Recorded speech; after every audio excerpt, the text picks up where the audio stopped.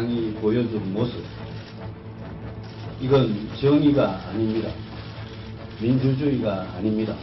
시대착오적인 정치 보복입니다. 정치적 희생양을 자처했습니다. 그분 스스로가 집권 여당의 무거운 책임을 던져버렸습니다.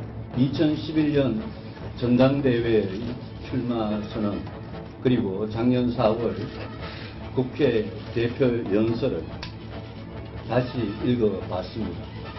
당의 정강 정책에 어긋난 내용은 없었습니다. 정부의 활동을 적극적으로 막아서는 법을 어거지로 통과시켜서 기어코 대통령 비토권을 발동하도록 만든 것은 당의 정체성 위반입니다. 모든 권력은 국민으로부터 나온다. 우리 헌법 1조 2항입니다. 저의 오랜 정든 집을 잠시 떠나려 합니다. 정의를 위해 출마하겠습니다. 우리 당에 입당한 이제 꽃신을 신고 꽃길만을 걸어왔습니다. 우리 당을 모욕하고 침을 뱉으며 자기 정치를 위해 떠난 것입니다. 네, 어떻습니까? 자, 유승민 의원 그리고 이한구 공천관리위원장 이렇게 생각이 다릅니다. 자, 길증 기자. 지금 이거 오가는 이제 공방과 같은 얘기를 봤습니다만 이제 하나씩 좀 정리를 해보겠습니다. 자, 어제 10시 45분 지금 보시는 대로 유승민 의원 탈당 회견했죠? 그렇습니다. 어제 탈당 의사를 공식적으로 밝혔는데요. 네. 오늘 자정, 다시 말해서 어젯밤 12시가 됐으면 그 이후로는 탈당이 불가능합니다, 법적으로. 네. 24, 25일 동안은 당적을 바꾸거나 무소속으로 다시 출마할 수가 없거든요. 네. 그러니까 어제 자정 이전에 탈당 선언을 할 것이다라고 예측이 됐었고요. 네. 그러니까 11시 조금 안 되는 10시 45분에 이제 공식적으로 그 의사를 밝히고 탈당계를 제출한 겁니다. 자, 그럼 질문 드려보겠습니다. 이건 굉장히 보시는 분마다 생각이 정말 첨예하게 갈릴 질문입니다. 박성원 부국장. 네. 유승민 의원은 지금까지 대구라는 편한 지역에 공천을 받으면서 꽃길을 걸어온 사람이다라는 이한구 위원장 이야기. 네. 그리고 나는 보복당했다. 네. 정의가 꺾였다. 그러기 위해서 정의를 살리기 위해서 출마한다. 어느 분 쪽 얘기가 맞는 겁니까? 자, 우선 꽃길을 걸었다라는 것은 여당의 당선 지역에서 여당이 안정권에서 3번 연속 당선이 됐다. 네. 이것을 꽃길을 걸었다라고 볼 수도 있을 겁니다. 네. 그러나 그렇게 보면 이한구 공관위원장은 네. 그 편한 꽃길 대구에서 4선을 했죠. 4번 공천받아 당선됐다. 예, 4선을 했고 그다음에 네. 아까 어떤 본인의 정의를 위해서 출마한다. 네. 이런 부분에 대한 또 유승민 의원의 주장은 네. 본인은 어떤 대통령을 제대로 보필해서 국정을 성공시키기 위해서라고 하지만 그 방법이 원내대표 시절에 과연 올바랐는가 하는 부분에 대해서는 네. 많은 논란의 여지가 있습니다. 특히 네. 공무원연금 개혁과 국회법을 네. 어떤 연계시킴으로써 거부권 사태를 초래하고 이런 부분들은 과연 원내대표로서의 소임을 제대로 한 것이냐는 논란이 있기 때문에 네. 그 부분은 논쟁이 된다 하더라도 네. 과연 출마 자격까지 방치할 정도로 유승민 원내대표가 이른바 당의 정체성과 당원 당규를 거슬렀는가에 대해서는 적지 않은 네. 회의적인 시각이 많은데 불구하고 결국은 대통령이 싫다 해서 밀어내는데 그 방식이 무리했다. 이런 것들이 지금 지배적인 여론이기 때문에 그러한 비민주적인 공천 절차, 비민주적인 절차에 굴하지 않고 부득이 네. 당이 끝까지 공천 안 줬기 때문에 탈당해서 나는 이것을 바로잡겠다라고 하는 유승민 의원의 주장은 나름대로는 네. 본인은 또 정당성을 갖고 아마 네. 대구에서 그 논리로 네. 유권자들을 설득해 나가지 않을까 이런 생각이 듭니다. 자, 당을 모욕하고 침을 뱉고 떠났다. 자, 예전에 이제 손학규 상임고문이 한나라당을 떠났던 2007년에도 새누리당, 한나라당 비슷한 설명을 했었습니다. 그런데 좀 질문을 드릴 게 있는데 박근혜 대통령과 관계 때문에 그런 건데요. 유승민 의원이 박근혜 대통령을 직접적으로 공격했다고 보는 겁니까?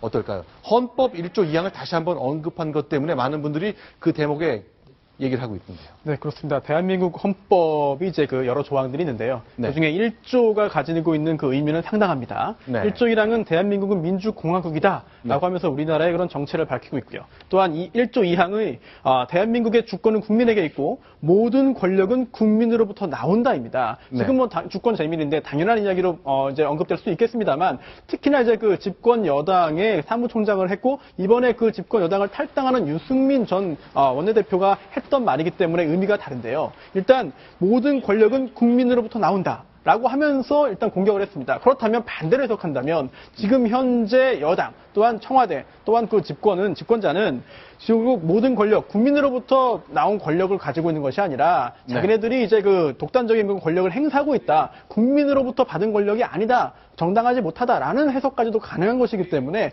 단순히 헌법을 그 낭독하고 읽은 것이 아니라 정치적인 의미는 상당히 깊지 않는가. 그러다 보니까 이한구 공관위원장도 굉장히 좀 분노 어린 그런 그 반응을 한 것이 아닐까라고 생각이 됩니다. 일정 기자 어떻습니까? 보통 이제 야당에서요, 박근혜 대통령을 두고 독재란 말 자꾸 쓰고요, 유신 시대로 돌아갔다는 공격 많이 하잖아요. 자, 그런 점에서 볼 때 작년 여름에 원내대표 물러날 때도 그렇고 이번도 그렇고 헌법 1조 2항을 2번 반복했거든요. 국민으로부터 권력이 나오지만 마치 지금은 국민의 뜻과 반대로 가고 있다는 말을 했잖아요. 쉽게 얘기하면요. 민주공화국의 반대말은 왕정 아니겠습니까? 네. 유시민 원내대표가 유승민 원내대표가 대한민국은 민주공화국이다라고 얘기했을 때 청와대나 정치권에서 받아들이는 얘기는 그럼 대한민국이 민주공화국이 당연하지. 근데 저 양반이 저렇게 얘기한 거는 그러면 대한민국은 왕정이라는 뜻이냐. 그럼 누구를 지칭하는 것이겠느냐. 박근혜 대통령을 지칭해서 약간 비아냥거린 거 아니냐라는 걸로 받아들일 수밖에 없고요. 그 이후로 청와대와 유승민 원내대표와의 관계는 정말 더 돌아설 수 없는 관계가 돼버렸죠. 자, 그러면 오늘 아침에 이제 유승민 의원 다시 한번 기자들을 만났습니다. 이한구 원내대표가 지금 얘기한 것처럼 당의 침을 뱉고 떠났다고 말한 직후입니다. 다 설명을 들은 유승민 의원 뭐라고 얘기했을까요? 확인합니다. 어제 이제 기자회견에 대한 맹비난도 하고 그랬는데요. 그 부분에 대해서 저는 못 들었습니다. 자기 정치를 위해서 헌법적 가치를 이용하고 있다. 이런 말에 대해서는 어떤 입장이세요? 결국 당에서 이재만 구청장을 단수 추천을 했는데요. 이런 좀 드릴 말씀이었습니다. 이한구 위원장 무슨 이야기 했는지 모르겠는데 대꾸할 가치 없다고 생각합니다. 하나는 지역에 삼성가스 했으면 이제 더 후배가 있으면 돌려줬어야 되지 않냐 그런 식으로도 말씀하셨는데 저는 그분 말씀에 대해서는 제가 대꾸할 가치가 없다고 생각합니다. 자, 대꾸할 가치가 없다. 이 말 2번 반복했습니다. 크게 이제 확전할 생각은 없고 난 내 길을 가겠다고 한 건데요. 자, 오늘 오후 2시 30분 김무성 대표가 폭탄 선언을 했습니다. 5곳 공천하지 않겠다고 했는데요. 그 직전이었는데 저희가 취재팀이 대구 동구에서 유권자들을 만났습니다. 자, 지금부터 들려드릴 음성은 김무성 대표의 폭탄 선언 바로 직전 상황이라는 걸 좀 감안하고 들어주셨으면 좋겠습니다. 대통령, 유승민, 이재만 이런 분들의 얘기가 나옵니다. 보겠습니다. 나는 안타깝다고 생각합니다. 왜냐하면은 여기 여론조사 얼마 전까지 하더라도 유승민 후보가 이재만 후보보다 한 2배 정도 여론을 더 많이 얻고 있다면 이 지역 주민들을 그 의견을 무시한 공천인 것 같아가지고 저는 탈당했다는 그 자체도 마음에 안 들고 저는 처음부터 유승민 씨가 이제 하기 전에 이래 막말하는 게 많았다는 거죠. 거기 그것도 보고 나는 유승민 씨를 많이 그걸 했어요. 특권 여당 대통령인데 그래 이제 정치를 잘하도록 같은 당에서 밀어줘야 안 되겠나. 이양구가 오르면 안 되지 뭐. 보통 경상도끼리 왜 그 이양구 무소속으로 오르면 돼야 돼. 정당별로 가지고 많이 하고 있는 거예요. 공천 갖고 지금 12시까지 그게 국민들을 아주 무섭게 뽑는 거예요. 과거 하던 이 군사 발전을 보셨다시피. 자, 그렇네요. 자, 어떻게 보셨습니까? 아마 지금 대구 시민들이 누구보다도 사실은 굉장히 착잡할 텐데요. 사실 그 대통령에 대한 지지가 가장 높고 또 대통령의 정치적 고향이기 때문에 대통령이 성공하기 위해서는 대통령을 최대한 여당 의원들이 뒷받침해줬으면 좋겠다라고 하는 것이 높죠. 그런데 이제 주의해 봐야 될 것은 최근에 나온 여론조사를 보면 이 새누리당이 공천 분란을 일으킬 때 대구에서 정당 지지도는 상당히 높아졌는데 대통령 지지도는 떨어졌습니다. 이것을 어떻게 해석해야 될 것이냐인데 그 결국은 여당의 보수당의 어떤 위기 이것을 누구보다도 대구 분들이 많이 느끼고 있는데 이러한 원인 제공을 대통령이 적지 않이 공천에서 무리하게 하고 계신 것 같다. 이러한 여론이 적지 않다. 이것으로 볼 때 아까 지금 우리가 대표적으로 이쪽 저쪽 의견을 들었습니다만 지금 제가 듣기로도 대구에서 적어도 유승민 공천 그리고 다른 의원들 공천을 너무 무리하게 어떤 좀 밀어붙였다. 네. 쉽게 해서 친박 꽂아넣기를 위해서 너무 여론조사나 이런 걸 무시한 공천을 해서 좀 자존심 상한다 이런 얘기들이 특히 이제 젊은 층을 중심으로 좀 확산되는 네. 그런 분위기에 있기 때문에 아마도 적지 않은 대통령에 대한 지지율이 역시 또 정당 지지율을 타고서 만일에 아까 현재 공천을 받은 이재만 후보가 계속 유효하게 간다고 할 경우에는 네. 이 적지 않게 지금보다는 따라잡고 상당히 오겠지만 네. 유승민 후보를 완전히 꺾기까지는 네. 쉽지 않은 아마 그런 싸움이 될 것이다 이렇게 생각됩니다. 네, 저희가 이제 취재팀이 오늘 오후에 2시 30분 이전 상황에 조사를 했는데 9분을 만났습니다. 그랬더니 8분은 유승민 의원과 관련해서 좀 우호적인 얘기를 했다는군요. 저희가 이제 4분 소개해드렸습니다만 저희가 만난 부분은 9분입니다. 8대1 정도의 비율이 나왔다는 건 저희가 좀 참고로 말씀을 드리겠습니다.